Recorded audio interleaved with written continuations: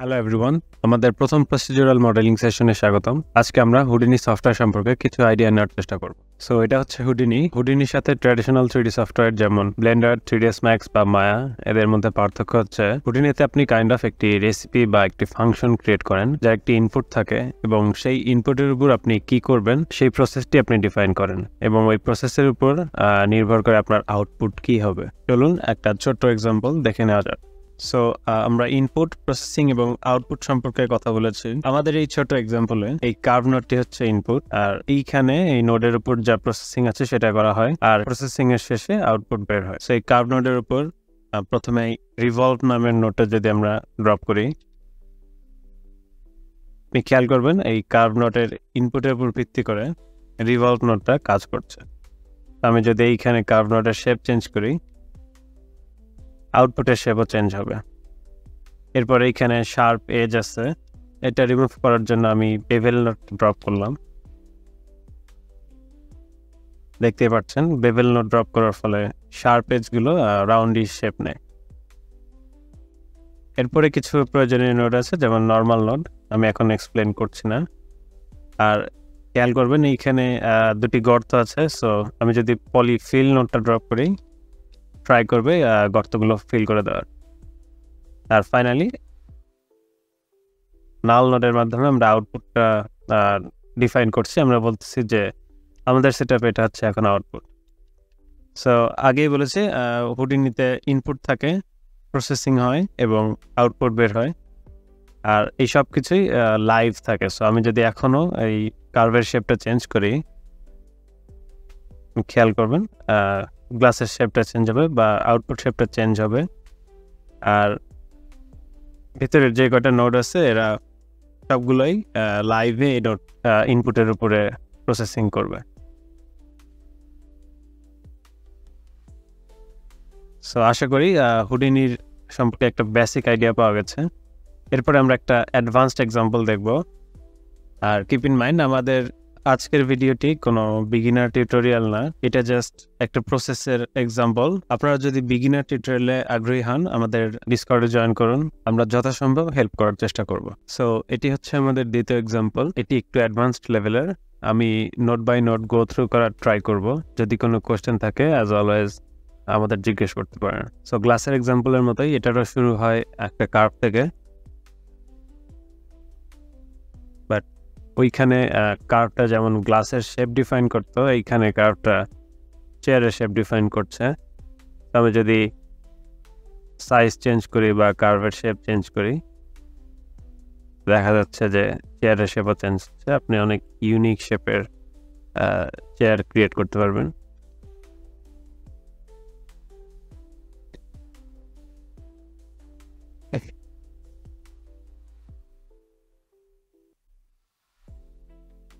Part by part go through করা যাক। প্রথমে ফ্রন্ট লেগস, সামনের এই দুইটি পা।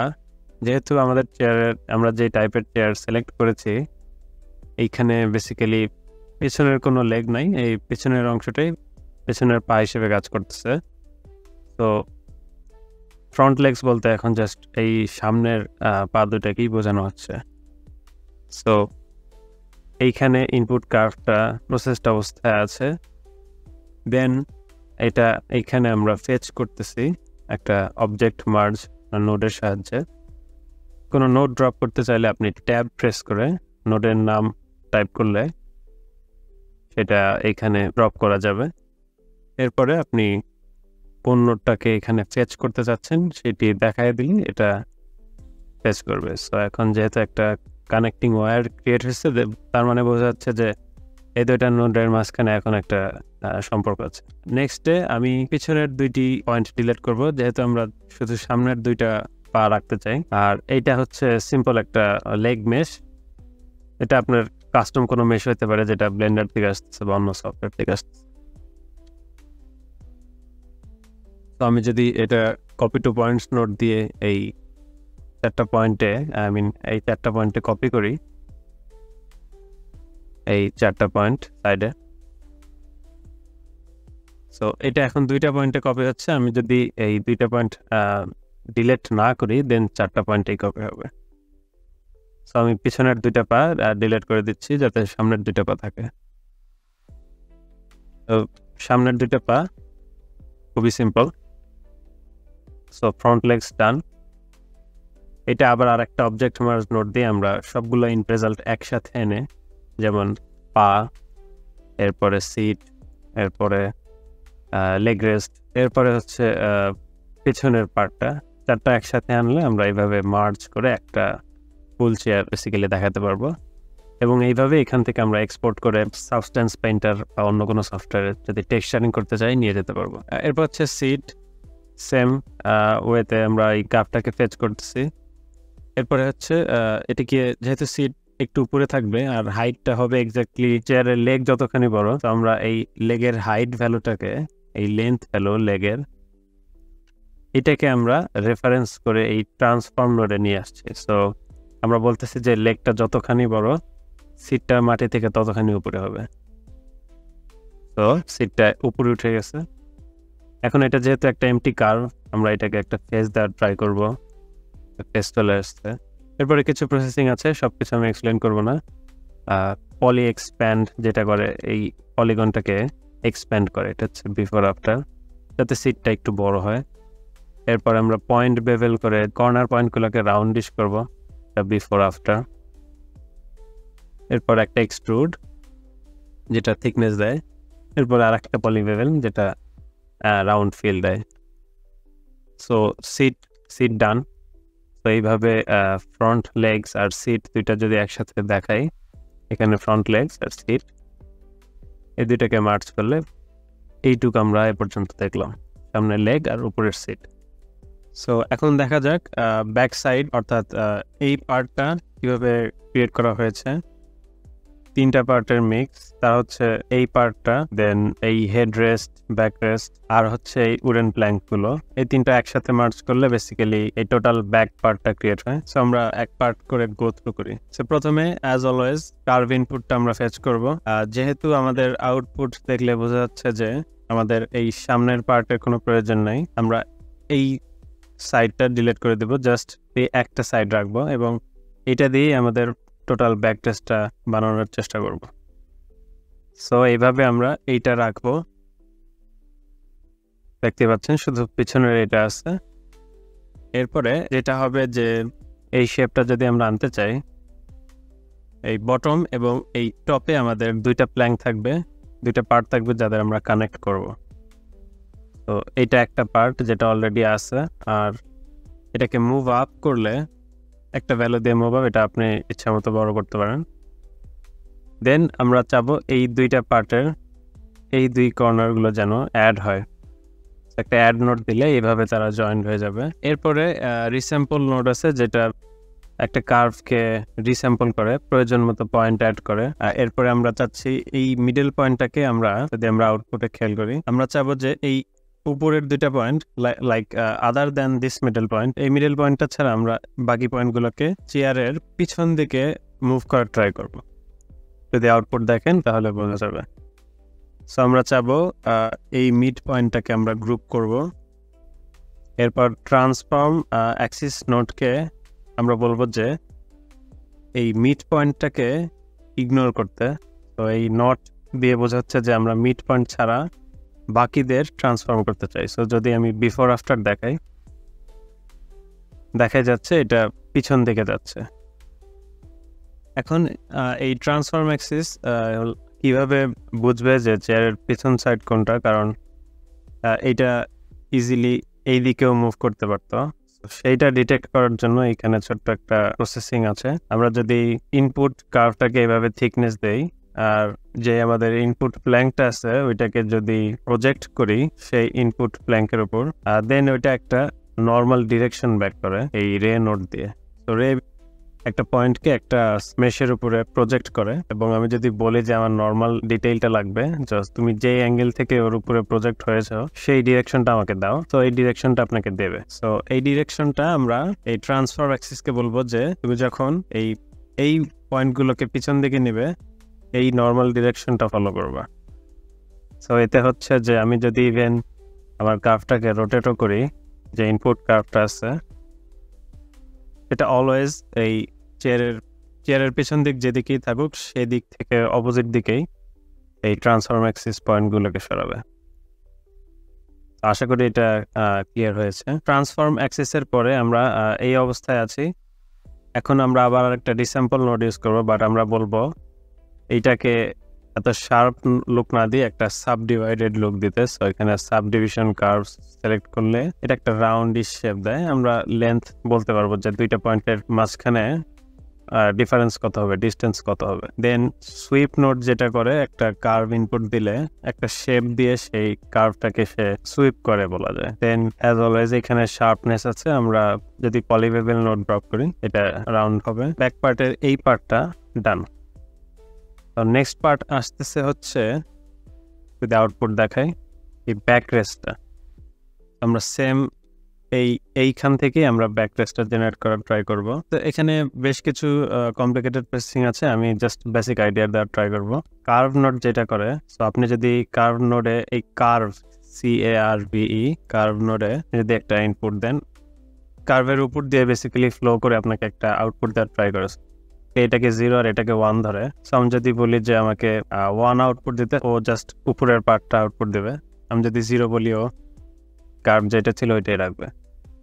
আমি যেহেতু ব্যাকরেস্ট বানাবো, আমি চাচ্ছি যে নিচ থেকে এতখানি আর উপর থেকে এতখানি, এটুকুই হবে আমার ব্যাকরেস্ট। আমি আবার রিস্যাম্পল ইউজ করব। স্কিন নোট দিয়ে ফেসগুলোকে কানেক্ট করা যায়, এই পয়েন্টগুলোকে কানেক্ট করে একটা ফেস দেওয়া যায়। দেন বেভেল অ্যাজ অলওয়েজ। এরপরে থিকেন নোড একটা আছে, এটা বেসিক্যালি এক্সট্রুড নোড, ভিতরে ঢুকলে দেখা যাবে আসলে এক্সট্রুড নোডটি আছে ভিতরে। সো এইভাবে ব্যাকরেস্টটা ডান, ব্যাকরেস্ট ডান। আমি যেহেতু এখানে দেখালাম, আমি যদি কার্ভ নোডের ভ্যালু চেঞ্জ করি আপনি বুঝতে পারবেন যে ব্যাকরেস্টের ভ্যালু কিভাবে চেঞ্জ হচ্ছে। ফর নাও আমাদের ব্যাকরেস্ট আর এই পার্টটা ডান। এখন যেটা বাকি আছে সেটা হচ্ছে এই মিডল পার্টটা। এটা অনেকটা ব্যাকরেস্টের ফিলোসফি, বাট একটু কমপ্লিকেটেড, মাল্টিপল পার্টস আছে। আমি এটা এই মুহূর্তে গো থ্রু করবো না, বাট এই তিনটা মার্জ করলে আমাদের ব্যাক পার্টটা টান। সো আমাদের ফর নাও এই দুইটা আর এই পার্টটা টান। এইখানে আমি প্লাস নোটটা ডিঅ্যাক্টিভেট করে রেখেছি, সো 4টা লেগ দেখাচ্ছে। আমি যদি এটা আবার অ্যাক্টিভেট করি, সো এইটুকু আমাদের ডান। আর বাকি থাকে হচ্ছে লেগ রেস্ট পার্ট, যেটা রিলেটিভলি ইজি। ওকে, সো আমাদের 3টা পার্ট ডান, 3টা মেইন পার্ট ডান, আর একটা আছে সেটা হচ্ছে এই উড রেস্ট। তো যেহেতু আমাদের এই 3টা পার্ট শেষ, আমরা এই 3টা পার্টকে টেমপ্লেট হিসেবে কাইন্ড অফ একটা ঘোস্ট হিসেবে ভিজুয়ালাইজ করাতে পারি, যেন আমাদের 4th পার্টটা বুঝতে সুবিধা হয়। তো আমরা যদি এখানে এই টেমপ্লেট অন করে রাখি, যে গোলাপি কালারের যে মার্কটা আছে, দেন আমরা যখন এখানে পার্টগুলো ভিজুয়ালাইজ করব, এই 3টা পার্ট এখানে এভাবে ওয়্যার ফ্রেম হিসেবে থাকবে, যেন আমরা বুঝতে পারি যে আমাদের সেটআপে কি হচ্ছে এবং কেন হচ্ছে। তো সেম ওয়েতে অবজেক্ট মার্জ দিয়ে আমরা ইনপুট কার্ভটাকে নিয়ে আসলাম। এরপরে আমরা ডিসলভ দিয়ে এই ব্যাক পার্টটা ডিলিট করলাম, কারণ আমাদের লেগ রেস্ট এইটুক জায়গা জুড়ে থাকবে। এরপরে অ্যাজ ইউজুয়াল উপরে তুললাম, মুভ আপ। আরেকটা ট্রান্সফর্ম দিয়ে আমরা নিজেদের প্রয়োজন মতো নিচের দিকে নিলাম যতটুকু লাগে। এইখানে একটা নোড আছে কপি অ্যান্ড ট্রান্সফর্ম, এটা করে আপনি কতগুলো কপি বলে দিতে পারবেন, ও সেইভাবে এটাকে যতটুকু ডিস্টেন্স দেবেন সেইভাবে এটা ততগুলো কপি ক্রিয়েট করবে। এরপরে আমরা কার্ভ নোড আগে দেখেছি। তো কার্ভ নোড যেটা করে, একটা ভ্যালু ওয়াইজ এটাকে ছোট করে ফেলে। এরপরে রে নোট বলতে একটা নোট আছে, আমরা এটাও একটু আগে দেখেছি। রে নোট করে আপনি বলে দিতে পারবেন যে আমার এই জিওমেট্রির উপরে প্রজেক্ট করো। তো রে যদি অন করি, দেখা যাচ্ছে বিফোর আফটার এই পয়েন্টগুলো, শেষ এন্ড পয়েন্টগুলো ওর কাছের যে জিওমেট্রি পাবে ওইটার উপরে বেসিক্যালি প্রজেক্ট হবে। পলি এক্সট্রুড দিয়ে আমরা এটাকে এক্সট্রুড করব, আর থিকনেস দেওয়ার জন্য আর একটা থিকেন নোড ইউজ করব। তো দ্যাটস বেসিক্যালি ইট। আর উপরের পার্টটাও সেম ওয়েতে এখানে একটা পার্ট থাকবে। তো এই সবগুলো মার্চ করলে এরকম পার্ট পাওয়া যাবে। আমরা যদি এখনো কপি নোটটাতে কপির সংখ্যা বাড়াই বা ডিস্টেন্স চেঞ্জ করি, তো এই হচ্ছে আমাদের ফাইনাল আউটপুট। 4টা পার্ট এইভাবে অবজেক্ট মার্জ দিয়ে এক জায়গায় আনলে ফাইনাল আউটপুটটা দেখা যায়। পার্টের নাম ওয়াইজ একটা র্যান্ডম কালার অ্যাসাইন করা যায়, যাতে দেখতে সুবিধা হয়। তো তো সবকিছু হওয়ার পরে এরপরে যদি আমরা ইনপুটে ব্যাক যাই, আমরা আগেই দেখেছি আমরা যদি ইনপুটটা মডিফাই করি আমাদের এতক্ষণ যা যা প্রসেস করা হলো এগুলো সবই বেসিক্যালি বজায় থাকবে।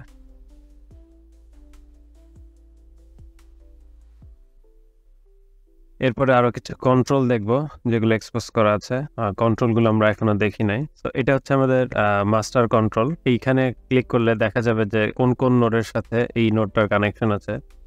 তো আমরা basically copy to point node থেকে কতগুলো কপি আর কতখানি ডিস্টেন্স এটাকে আমরা এইটার সাথে কানেক্ট করেছি একটা ভ্যালুর সাথে।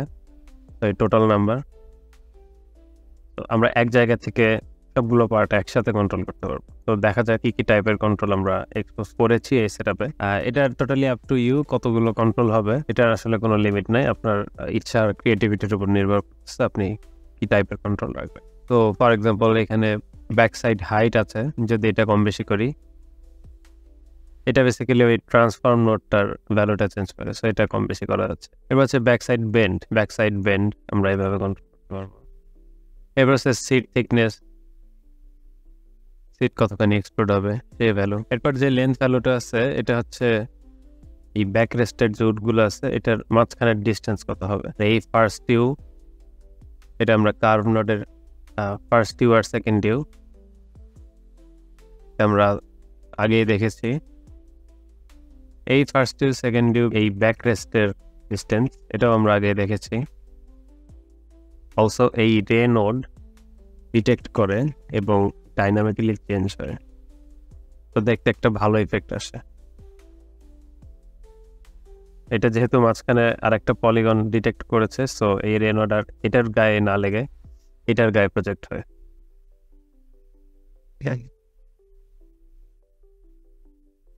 এইটা আর এই টোটাল নাম্বার বলে যে কতগুলো হবে, এই লেগ রেস্ট কতগুলো হবে আর এদের মাঝখানে ডিস্টেন্স কতখানি হবে। অনেকগুলো কন্ট্রোল এক্সপোজ করা আছে, আপনি চাইলে আরো এক্সপোজ করতে পারেন। এটা ছিল আমাদের এই প্রসিডিউরাল চেয়ার সেটআপের একটা রানডাউন, বেসিক ব্রেকডাউন। তো কোনো কোশ্চেন থাকলে আমাদের ডিসকর্ড চ্যানেলে জিজ্ঞেস করতে পারেন, আমরা অ্যান্সার করার ট্রাই করবো। এন্ড থ্যাঙ্কস ফর ওয়াচিং, ভালো থাকবেন, টেক কেয়ার।